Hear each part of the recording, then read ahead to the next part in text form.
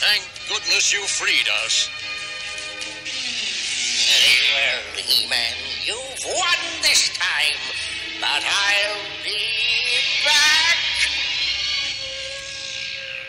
You have saved Eternia.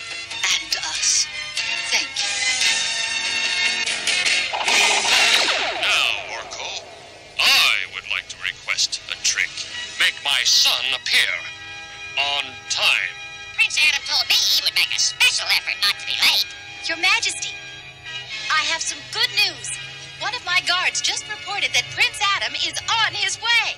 You see? Right on the dot. And he found your lost Zoom chariot. Now that is good news. But there is a little bad news. He broke the directional control.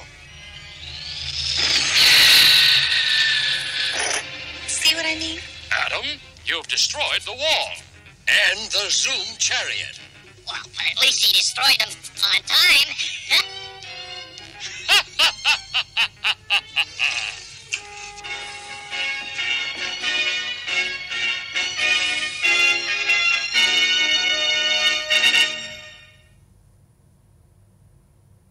In today's story, Skeletor was looking for a shortcut, a quick way to riches and power.